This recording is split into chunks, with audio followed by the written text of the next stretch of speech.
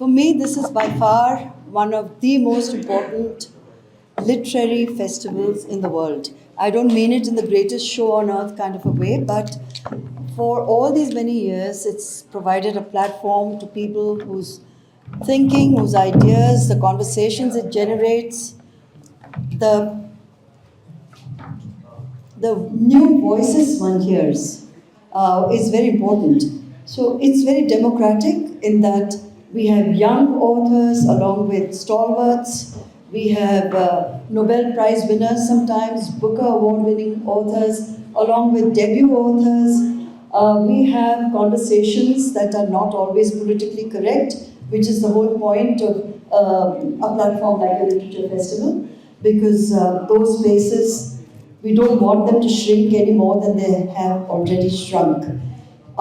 A platform which is free, which provokes comment, dissent, and much more. Okay. We're just going to open the floor for media question and answer round. So before asking the question, I would request you all to raise your hand, state your name and your publication. Well, it's a topic that in 2026 is more relevant, more important than ever before. There should be no taboos around this topic because intimacy is not something that is new to mankind. It is, in fact, at the very core of our being. We want to establish relationships of trust, of beauty, of pleasure. And the idea that society expects, particularly women, to sweep such an important topic under the carpet and not have conversations around it. I think it's about time we began these conversations, particularly for the young generation, because they have, in a way, lost touch with what it means to be in a relationship that has meaning, that has trust, and that has a lot of poetry and tenderness. And as one grows older, you tend to value it more and more. But for me, it's been really a lifelong search, perhaps for answers that I didn't have when I was 20 or 30. And there was no one at that time to raise topics of this kind. They were considered too threatening to society. But in today's day and age, it's about time we tabled these conversations more to help the young understand what relationships mean, what being in touch with your sensual self also means, and to take away the shame and the taboo from that word itself. Next question, please. Hi, ma'am. Good afternoon. Good afternoon. I'm from team. So my question to you is, do you think shame around women's desires has completely disappeared or it has simply changed its language? But shame is something, especially in a patriarchal society, and particularly where women are concerned from a very young age. They are made to feel extremely self conscious about their physical selves. Even a little girl is taught the meaning of the word shame.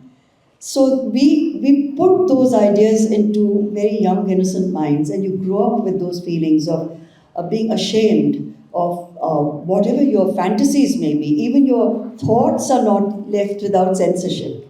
So I feel it's a pity because in a country like India, we have a very rich and glorious tradition of our sensuality, whether it's in everyday matters, where it's the way we dress, it's our colors, it's our spices, it's the sari is by far the most sensuous garment ever created. No designer can compete with the imagination that goes into draping that sari. Each woman drapes it her own way.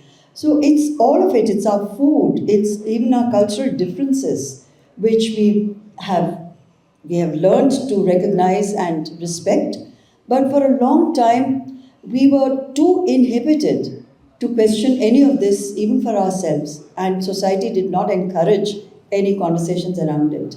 So I felt it was time that a book like this, which does raise some very bold but extremely relevant questions about how women in particular, women at different stages in their lives, what they feel about relationships, about love, about trust, about romance, and about desire.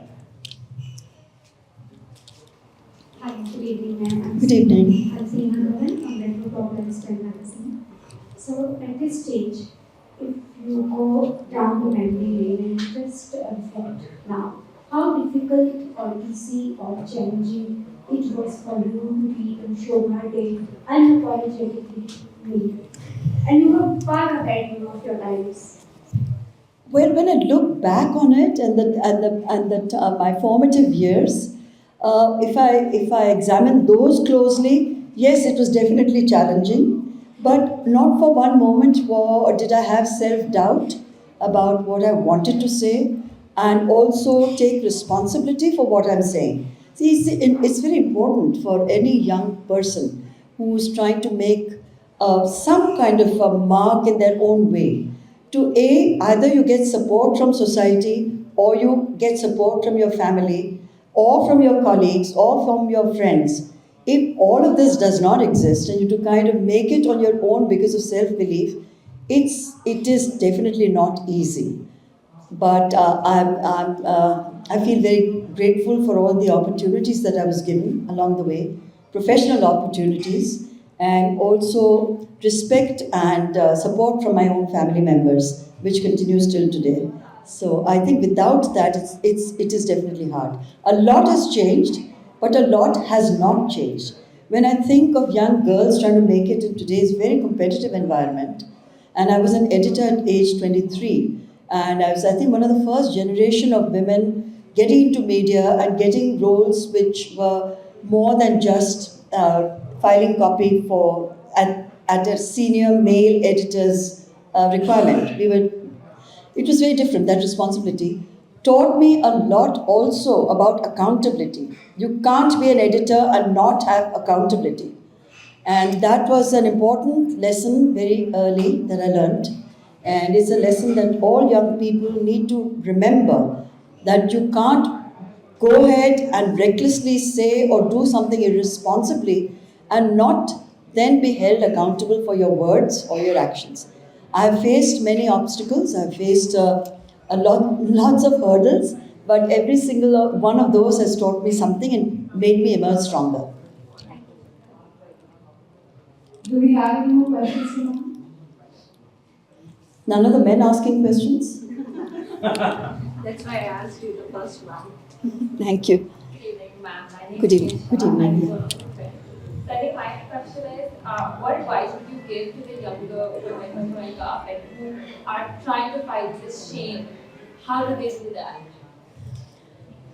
Fighting shame in a very structured society is not easy. You got to find that courage within yourself, because the question of shame itself is what I'm asking. Why should there be shame in the first place? But society does not encourage independent thinking.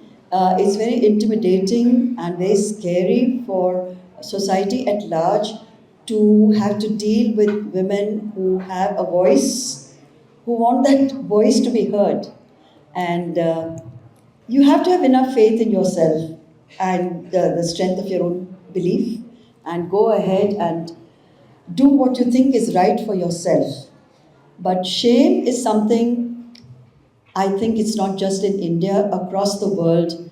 A woman grows up somehow feeling guilty, feeling ashamed, feeling apologetic, having to explain herself, and society judges women far more harshly than it does men, and that's a fact of life. But that doesn't mean that it keeps any of us down. Shobha ji नमस्कार। Namaskar. Second श्लोक आपको रोकूं जी। Hi. मेरा सवाल है कि Iran को लेकर ईरान में जो चल रहा है महिलाएं वहाँ विरोध करती हैं तानाशाही का, उसको लेकर आप क्या सोचते हैं कि रोज में विरोध हो रहा है, हजारों लोग की जाने जा रही है, महिलाएं वहाँ पे उन्होंने मोर्चा खोल लिया वहाँ की सरकार के खिलाफ, आपको क्या लगता है कि वहाँ पे कुछ बदलाव हो पाएगा? बदलाव होने के लिए how many more lives do you want to lose? It is horrifying. Sorry, my Hindi is not good. आपका सवाल मुझे समझ में आया, पर मेरा जवाब, if you don't mind, I'll give it in English because I'm not very fluent in Hindi. So the world, we cannot be indifferent to what is going on in Iran. We cannot let global politics dictate how we as human beings react to what's happening to women in Iran, what's happening to innocents in Iran, and all of us have a conscience and we must protest what's going on.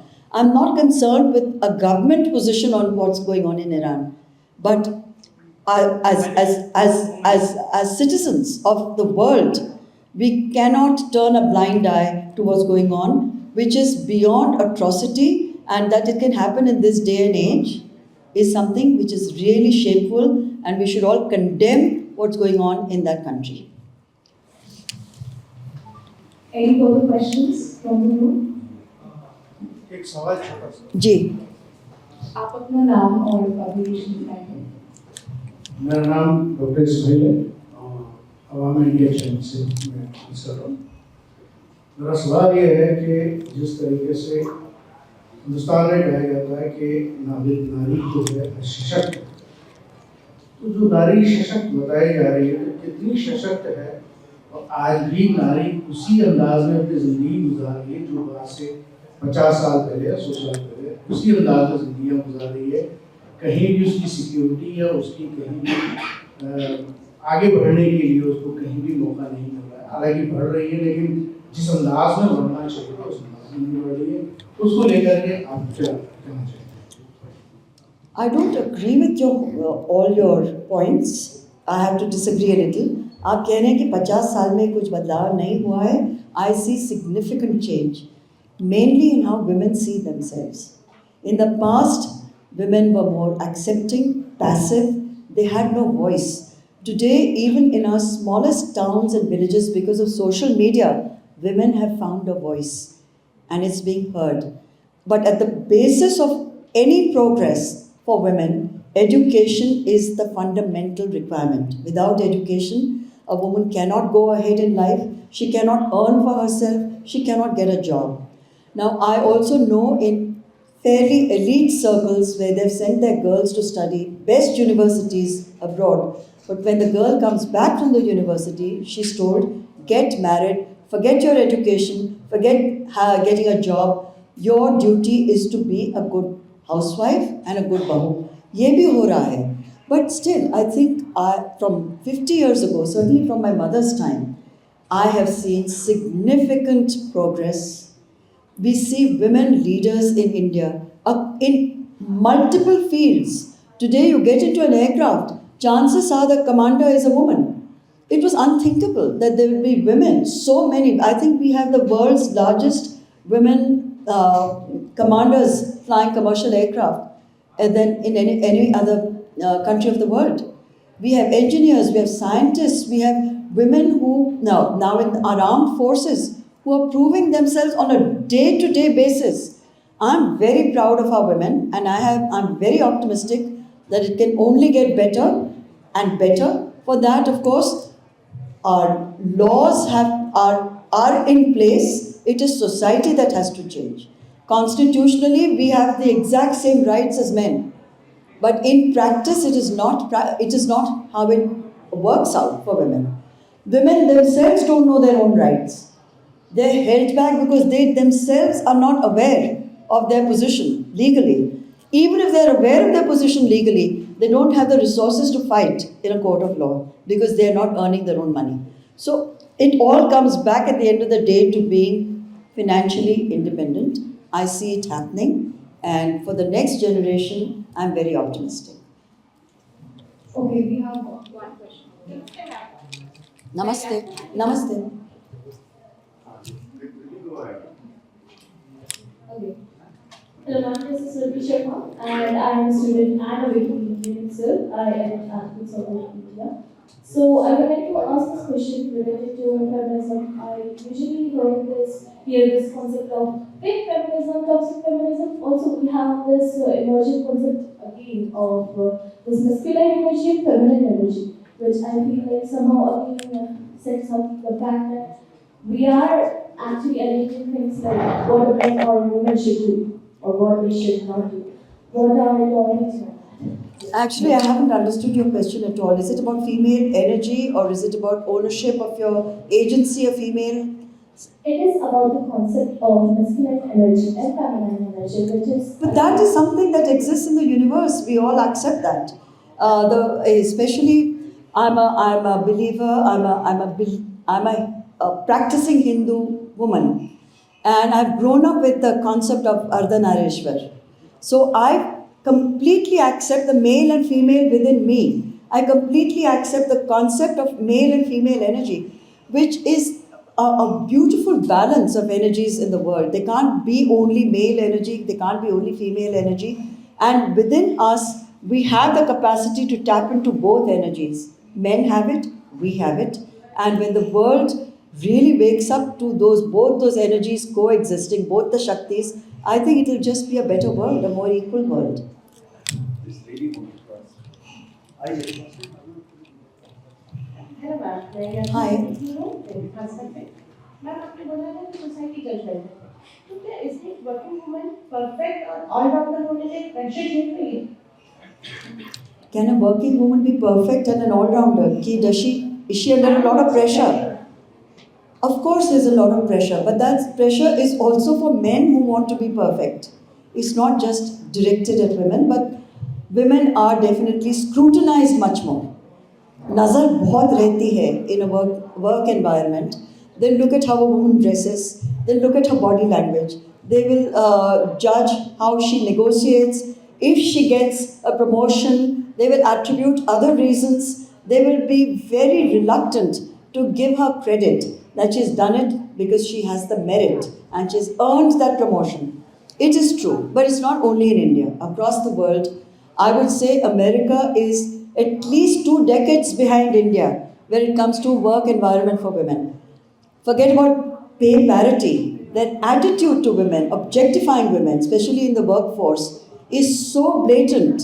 And I feel our women have much more assertive dignity within themselves, and that we can compete with the best anywhere in the world, not just in India.